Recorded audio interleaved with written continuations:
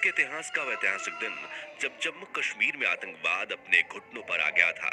जब आतंकवादियों से जान की धमकी मिलने के बावजूद आज के पीएम मोदी ने श्रीनगर के लाल चौक में तिरंगा फहराया था।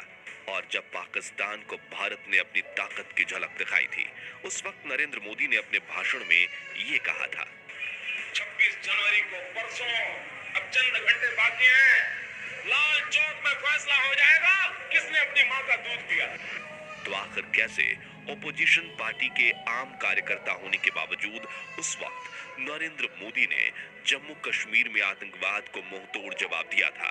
उसी साल टेंट में विराजित रामलल्ला के सामने उन्होंने कौन सी प्रतिज्ञा ली थी, और जब वो आध्यात्म की तलाश में हिमालय गए थे तब उनके गुरुजी ने उन्हें कौन सा मंत्र दिया था, जानेंगे इस वीडियो में। लेकिन उससे पहले नए दर्शक जल्दी से चैनल को सब्सक्राइब कर दीजिए। हेलो दोस्तों, आप लोग के लिए एक और वीडियो लेकर आए हैं। वीडियो है पीएम मोदी की अनसुनी बातें और 27 साल पहले का भाषण का वीडियो देखकर आपकी आंखों में पानी आ जाएगा। आइए देखते हैं वीडियो कैसा है। और आप लोग नए हैं तो चैनल को लाइक सब्सक्राइब जरूर कीजिए और भाई को प्यार देते रहिए। आइए देखते हैं पूरा वीडियो।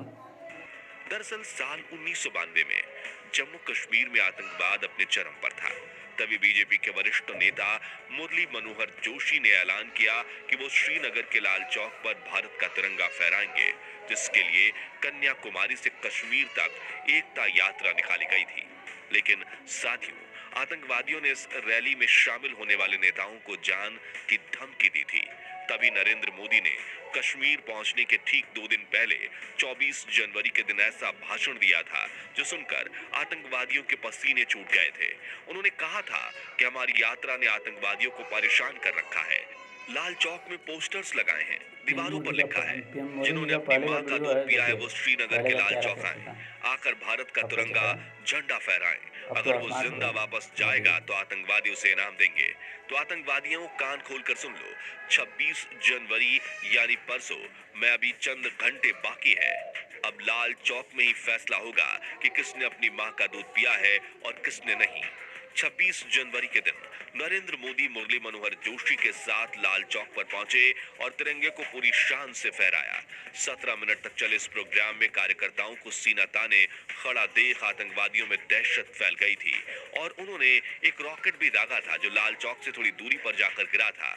5 से 10 फीट की दूरी पर गोलियां भी चलाई गईं, लेकिन देशभक्तों के हौसले के आगे सब कुछ फेल हो गया। ऐसे ही और कई किस्से भी हैं जिसमें पीएम मोदी ने देश के दुश्मनों को खुलेआम चुनौती दे डाली थी। लेकिन साथियों, क्वेश्चन ये है कि नरेंद्र मोदी के दिल में देश के लिए इतना प्यार और सम्मान जागा कैसे? क्यों वो देश के लिए मर मिटने के लिए तैयार हो गए थे? आइए जानते हैं पीएम मोदी के जीवन से जुड़ी कुछ अनसुनी कहानियों के जरिए। नरेंद्र मोदी आजाद भारत में जन्मे देश के पहले प्रधानमंत्री हैं। उनका जन्म 17 सितंबर 1950 के दिन गुजरात के महसाणा जिले के वडनगर गांव में एक गरीब परिवार में हुआ। उनकी मां का नाम था हीराबेन मोदी और पिता का नाम दामोदर दास मूलचंद मोदी। नरेंद्र मोदी अपने 6 भाई बहनों में तीसरे नंबर पर थे। वे बताते हैं कि बचपन में उनके पिताजी वडनगर रेलवे स्टेशन पर चाय का एक छोटा सा स्टॉल लगाया करते थे और नरेंद्र इस स्टॉल पर अपने पिताजी की मदद किया करते थे, जहां वो ट्रेन के डब्बों में जाकर चाय बेचा करते थे। उनके बारे में लिखने वाले बताते हैं कि मोदी जी बचपन से ही पढ़ाई में एवरेज स्टूडेंट थे, लेकिन उन्हें स्कूल के नाटकों में हिस्सा लेना काफी पसंद था। भले ही उनकी जेब खाली हो, लेकिन उनका दिल और दिमाग हिम्मत और साहस से भरपूर रहता था। मोदी जी बताते हैं कि उनके स्कूल के पास एक झील हुआ करती थी जिसमें वो अक्सर खेलने जाया करते थे। एक बार उन्हें वहां मगरमच्छ का बच्चा मिला जिसको बहुत बहादुरी से उठाकर वो घर ले आए, लेकिन मां हीराबेन के समझाने पर उन्होंने उसको वापस झील में छोड़ दिया। खेलकूद के अलावा वो इतिहास पढ़ने का बहुत शौक रखते थे, इसलिए वो लाइब्रेरी जाकर कई साल पुराने अखबार और देश के इतिहास से जुड़ी किताबें पढ़ते थे। इसके अलावा वो स्वामी विवेकानंद जी से काफी प्रेरित थे, इसलिए वो उनकी सभी किताबें पढ़ा करते थे। महज 8 साल की उम्र में अपने हिंदी टीचर चंद्रकांत दवे से प्रभावित होकर मोदी आरएसएस में जाने लगे। वहां उनकी मुलाकात एक ऐसे व्यक्ति से हुई जिसके लिए वो झाड़ू लगाने से लेकर कपड़े धोने तक का काम करने लगे। उस व्यक्ति का नाम था लक्ष्मण राव ईमानदार, जिन्हें सभी वकील साहब कहकर बुलाते थे। उनकी मोदी जी पर सबसे अधिक छाप थी। नरेंद्र मोदी को बचपन से ही अच्छे कपड़े पहनने का शौक था। हालांकि वो कभी महंगे कपड़े नहीं खरीदते, आज भी लेकिन पहनते साफ हैं। सुथरा रहना उनकी खूबी थी। उनका स्टाइल बचपन से ही काफी अलग रहा। वो कभी बाल बढ़ाते थे तो कभी बड़ी मूंछ रखते थे, कभी सरदार के गेटअप में आ जाते थे। कोई भी चीज आपको ऐसी नजर नहीं आएगी जिसमें सादगी ना हो। अच्छे तरीके से रहना, गंदे रहना, जूतों का पॉलिश नहीं किया है, कुर्ता ऐसा है, उसका मेरी आदत नहीं, मैं बचपन से आदत नहीं है। लेकिन मुझे नहीं लगता है कि मैंने कभी कोई महंगी चीज परचेज की है, कभी नहीं। मेरे शरीर पे कोई महंगी चीज नहीं होती है, लेकिन मैं साफ सुथरा, धोया हुआ, प्रेस किया हुआ पहनना। 12 वर्षीय नरेंद्र मोदी के दिल में देशभक्ति तब जाग उठी जब 1962 में भारत और चीन के बीच भयंकर युद्ध छिड़ गया था, जिसमें भारत की हार ने 12 साल के नरेंद्र मोदी को झकझोर कर रख दिया और उन्होंने देश की सेवा करने के लिए सेना में भर्ती होने की ठान ली। मगर पैसों की कमी होने की वजह से वो आर्मी स्कूल तो नहीं जा पाए, लेकिन उन्होंने एनसीसी ज्वाइन कर ली। फिर 1965 में हुई इंडो पाक जंग के दौरान उन्होंने भारतीय सैनिकों की काफी सेवा की थी। दरअसल जब भी वडनगर स्टेशन पर सैनिकों से भरी ट्रेन आती थी तो मोदी जी उन्हें चाय और खाना पहुंचाया करते थे।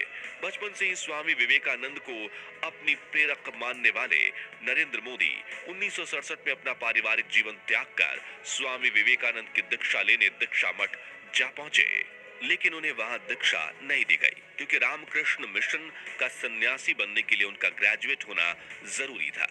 वो नहीं थे, मगर दुखी होने के बजाय वो आध्यात्म की तलाश में हिमालय जा पहुंचे, जहां उनके साथ कुछ ऐसा हुआ जिसकी बदौलत ही आज मोदी प्रधानमंत्री हैं।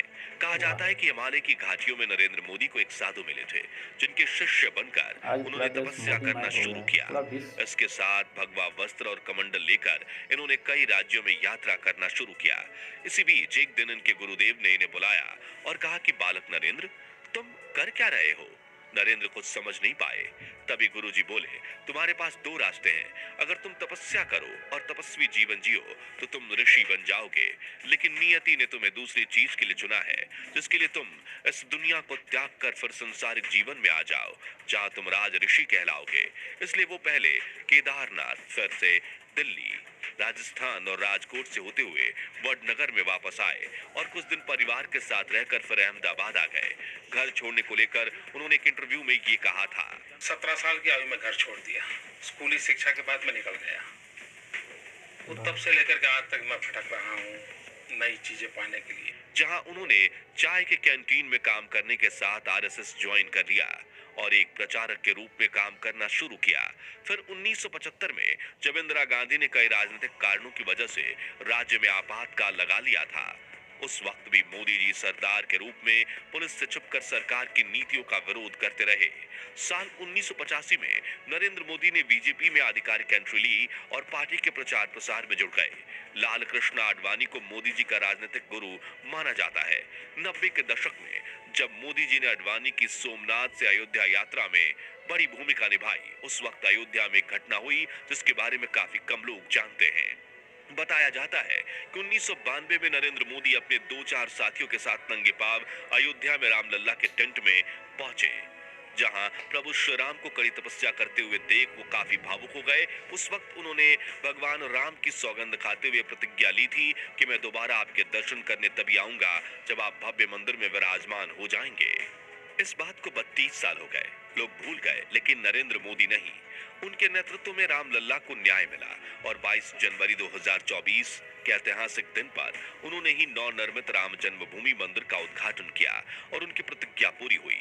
इसके बाद उन्होंने अपने भाषण में रामलल्ला के लिए कुछ ऐसे बोल बोले जो सुनकर आपके रोंगटे खड़े हो जाएंगे। राम भारत की आस्था है, राम भारत का आधार है, राम भारत का विचार है, राम भारत का विधान है, राम भारत की चेतना है, राम भारत का चिंतन है, राम भारत की प्रतिष्ठा है, राम भारत का प्रताप है, राम प्रवाह है, राम प्रभाव है, राम नेति भी है, राम नीति भी है, राम नित्यता भी है, राम निरंतरता भी है, राम विभु है, विशद है, राम व्यापक है, विश्व है, विश्वात्मा है। पीएम मोदी गुजराती में कविता लिखते हैं। उन्हें फोटोग्राफी का भी काफी शौक है। बहुत कम लोग ये जानते हैं कि पीएम मोदी अमेरिका से पब्लिक रिलेशन और इमेज मैनेजमेंट का 3 महीने का कोर्स कर चुके हैं। उनके 5 भाई हैं और एक बहन है। नरेंद्र मोदी की पत्नी का नाम जशोदाबेन मोदी है।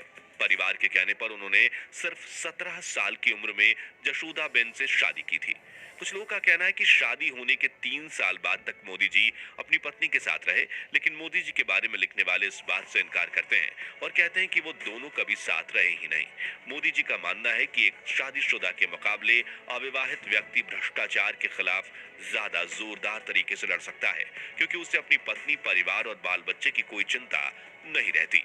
खैर, 1992 में एकता यात्रा करने के बाद पीएम मोदी गुजरात आ गए, जहां 1995 में बीजेपी ने पूर्ण बहुमत की सरकार बनाई। केशुभाई पटेल को मुख्यमंत्री बनाया गया और नरेंद्र मोदी को पार्टी का कामकाज देखने के लिए मुंबई बुला लिया गया। 1998 में गुजरात में फिर चुनाव हुए और बीजेपी की सत्ता में वापसी हुई, लेकिन केशुभाई अब काफी बीमार रहने लगे थे। इस बीच 26 जनवरी 2001 को आए भूकंप ने गुजरात को हिलाकर रख दिया था। लोग सरकार से निराश हो चुके थे। तभी केंद्र में एनडीए की सरकार थी और प्रधानमंत्री थे अटल बिहारी वाजपेयी, जिन्होंने मोदी जी से कहा, तुम्हें दिल्ली छोड़कर गुजरात जाना चाहिए। पहले तो मोदी जी ये बात समझ नहीं पाए, लेकिन फिर उन्हें पता चला कि वाजपेयी उन्हें गुजरात का मुख्यमंत्री बनाना चाहते हैं और गुजरात आने के बाद 7 अक्टूबर 2001 के दिन नरेंद्र मोदी को गुजरात के मुख्यमंत्री के रूप में नियुक्त कर दिया गया, जहां उन्होंने 4 बार लगातार जीत हासिल करके करीब 13 साल तक गुजरात के मुख्यमंत्री का पद संभाला। और फिर साल 2014 में बीजेपी ने केंद्र में भारी बहुमत के साथ जीत हासिल की और 26 मई 2014 के दिन नरेंद्र मोदी बने भारत के प्रधानमंत्री। तो दोस्तों, आज के लिए बस इतना ही। अगर आप इस वीडियो का पार्ट 2 देखना चाहते हैं, जिसमें हम प्रधानमंत्री बनने के बाद मोदी जी के जीवन के रोमांचक सफर की बात करेंगे, तो कमेंट बॉक्स में पार्ट 2 जरूर लिखिए। वीडियो अच्छा लगा हो तो इसे लाइक और शेयर जरूर कर दीजिए। ऐसी ही रोमांचक वीडियोस देखते रहने के लिए हमारे चैनल को सब्सक्राइब करके पास वाली घंटी जरूर